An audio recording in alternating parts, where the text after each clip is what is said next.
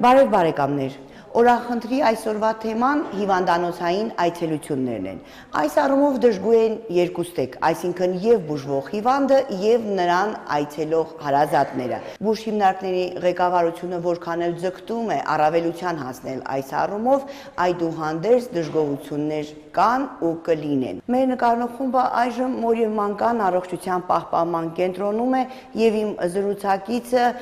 բուժ հիմնարկի մանկաբարձ գինեկոլոգն է։ Բժշկուհի, իհարկե որքան էլ փորձում ենք համակարգել, կարգավորել այցելությունների գրաֆիկը, այդուհանդերձ դժգոհություններ լինում են։ Ձեր տեսակետը նախ կա երևի ֆիքսված գրաֆիկ, որը գործում է բուժ հաստատությունում։ Եթե ուշադրություն եք դարձրել հենց բաժանմունք մտնելուց, փակցված են հատուկ թղթեր, որտեղ գրված են այցելության ժամերը, բաժանմունքը որ բաժանմունք է եւ ինչ որ դեպքերում զանգահարել թեժգից եւ այլն։ Իհարկե ունենք սահմանված ժամեր հղիների այցելության համար, բայց միշտ չէ լինում, որ հնարավոր է այդ ժամերին հստակ ձևով հետևել, որովհետև գիտենք, որ ստեղծված իրավիճակը այնպիսին է, որ մեր ծննդատունը համարվում է, այսպես ասած, երրորդ կարգի կամ ամենաբարձր ծննդատունը համեմատած շրջանների բուժմիավորումների հետ եւ բոլոր շրջաններից, գյուղական վայրերից բարձր ռիսկի հղիները ստացիոնար բուժում ստանում են մոր եւ մանկան առողջության պահպանման կենտրոնում։ Հետևաբար հաշվի առնելով այդ տարածքը միշտ չէ լինում պահպանել այցելության ժամերը, ինչու, որովհետև մենք գիտենք, որ հիմնական ամուսինները զինծառայողներ են, նրանք երբ գալիս են այցելության կանանց չենք մերժում բնականաբար, բոլորը չէ որ ունեն սեփական տրանսպորտ, օգտվում են հասարակական տրանսպորտից եւ եթե նրանց տրանսպորտը առավոտյան ժամը 10-ին հասնում է Ստեփանակերտ, 12:30 կամ 1-ի կողմերը ճանապարհվում է հետ։ Հիմա արգել ենք մտնել բաժանմունք տվյալ թեկուզ ամուսին է, թեկուզ մայր է կամ հարազատ ինչ-որ մեկը։ Հետևաբար այդ գրաֆիկից ունենում ենք շեղումներ եւ կատարում ենք բացառություններ։ Փաստորեն ինքներդ խախտում եք ձեր իսկ ձեռքով գրված սահմանված գրաֆիկը իհարկե մարդկային հարաբերություններից ելնելով։ Կան պաթոլոգիական բաժանմունքում բուժվողներ, ովքեր նեղվում են, որ անծանոթը տվյալ կնոջ ամուսինը կամ հարազատը կարող են մտնել ու իրենք մի տեսակ անհարմար վիճակում են իրենց զգում այդ առումով։ Պաթոլոգիայի բաժանմունքում պարկում են ոչ միայն հղիությունը պահպանելու համար, այլև հեստոզներով հղիներ կամ այնպիսի հղիներ, որոնք ընդհանրապես պետք է լինեն անկողնային ռեժիմում եւ տեղից չվերկենան։ Հետևաբար ինչպես կազմակերպել նրանց այցելությունները։ Բնականաբար պետք է հարազատը, ինչու ոչ ամուսինը մտնի տվյալ հղիի մոտ կամ ենթադրենք ունենք Հադրութի շատ հեռավոր գյուղերից, Խծապերտից, Հակակույից այցելուներ, որոնք նորից կկրկնվեմ, տրանսպորտի հետ կապված խնդիրներ ունեն եւ բնականաբար թույլատրվում է, այսպես ասած, մտնել պալատ, որովհետև կան հղիներ, որոնք պետք է անկողնային ռեժիմ տեղից չվերկենան կամ ունենում ենք պաթոլոգիայի բաժանմունքում հղիներ, որոնք ընդունվում են հղիությունը պահպանելու նպատակով, բայց այս կամ այն ցուցումով կամ ընդհատվում է հղիությունը կամ տեղի ունենում ինքնաբերաբար վիժում։ Ինչպես եք պատկերացնում այդ կնոջ հոգեկան վիճակը եւ արգելվի գոնե ամուսնու մուտքը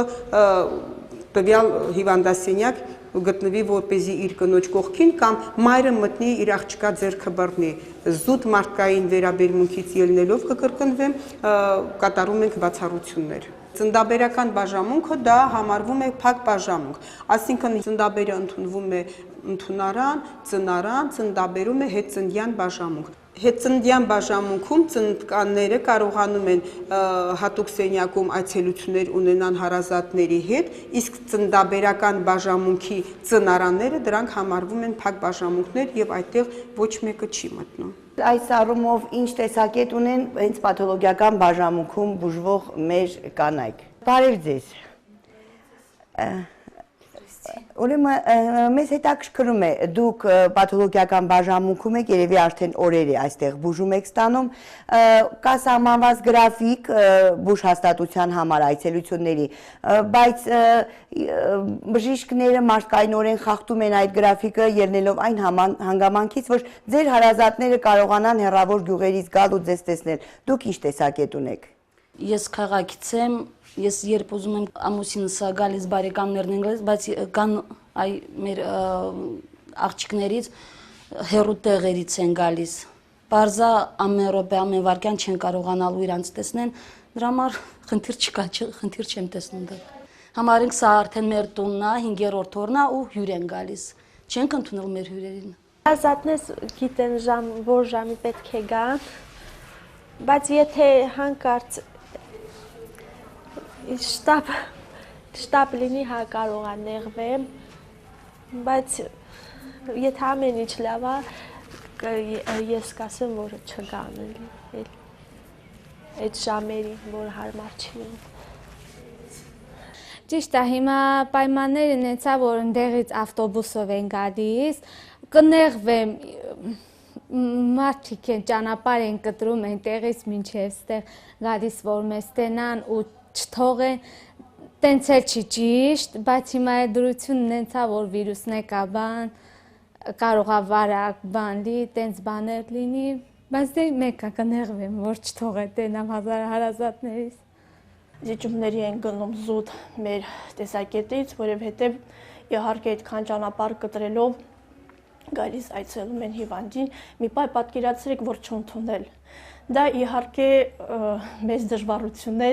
դժվարությունները հոգեբանորեն դու ճնշվում ես այդ պահին, որ գալիս են ու բաց չեն թողնում։ Մեր բժիշկները, մեր բուժքույրերը իհարկե միջամտելով այդքանը գրաֆիկը թեկուզ խախտում են, բայց իհարկե մեր օգտին են այդքանը անում։ Պաթոլոգիական բաժանմունքի մուտքի դուռն է,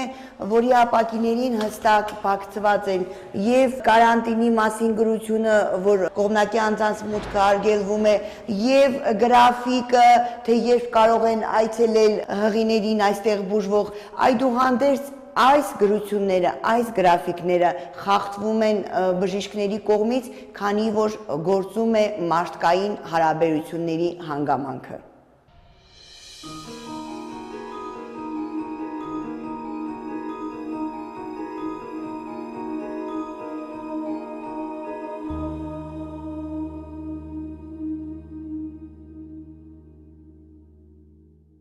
Հանրապետական բժշկական կենտրոնի նորակառույց շենքում այցելությունների գրաֆիկը խստացվեց եւ առ այսօր այն խստագույնս պահպանվում է։ Մենք զրուցում ենք Հանրապետական բժշկական կենտրոնի գլխավոր բուժքրոջ հետ։ Իհարկե կա հստակ գրաֆիկ 2 անգամյա այցելություն օրվա մեջ։ Այդ մասին խնդրեմ։ Ունենք հստակ գրաֆիկ 2 անգամ, 12-ից 2-ը, 5-ից 8-ը։ Այդ գրաֆիկը պահպանվում է եռակողմանի այցելուների, հիվանդների եւ բուժաշխատողների կողմից։ Ես կխնդրեի բոլոր այցելուներին իրենց հիվանդներին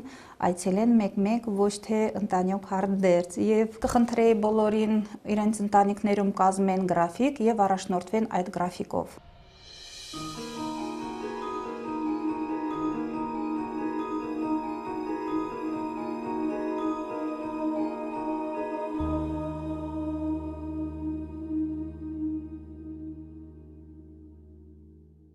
Այցելուները մտնելով Հանրապետական բժշկական կենտրոնի շենք հենց ընդունարանում պետք է անպայմանորեն ենթարկվեն բուժ հաստատության պահանջներին։ Իսկ այցելուներ, հիվանդ հարաբերություններին առավել շատ առնչվում են բաժանմունքների ավագ բուժքույրերը։ Խնդրեմ, իմ զրուցակիցը թերապևտիկ բաժանմունքի բուժքույրն է։ Ինչպես է կարգավորում այցելու հիվանդ հարաբերությունները։ Հիվանդը մտնելուց շենք պետք է առաջին հագնի բախիլները, հետո մոտիկանա մեր դիզլուծույթին, մշակի ձեռքերը, մշակելուց հետո մենք ուժե հիվանդատերերին ուղեկցում ենք հիվանդասենյակ։ Եվ մենք շատ կխնդրեինք, որպեսզի մեր այցելուները քիչ-քիչ գային ամեն մեկը իր հիվանդի մոտ։ Առաջին հերթին պետք է պահպանենք ասեպտիկայի եւ անտիսեպտիկայի կանոնները, որպեսզի հիվանդները դրսից ոչ մի բան չբերեն, էլի։ Կխնդրենք, որպեսզի մեկ-մեկ ներկայանան հիվանդների կողքը, էլի, ոչ թե շատ մեր ղարաբաղցիները շատ են սիրում ճոխ։ Անձամբ եմ ականատես լինում, թե ինչ խիստ գրաֆիկ է այս առումով։ Կա դեզ լուծույթը յուրաքանչյուր բաժանմունքի մուտքի մոտ, որով հիվանդի այցելուն ախտահանում է իր ձեռքերը, բախիլներով ներկայանում հիվանդասենյակ։ Որպեսզի գործը կատարյալի հասնի, կուզենայի մեր այցելուները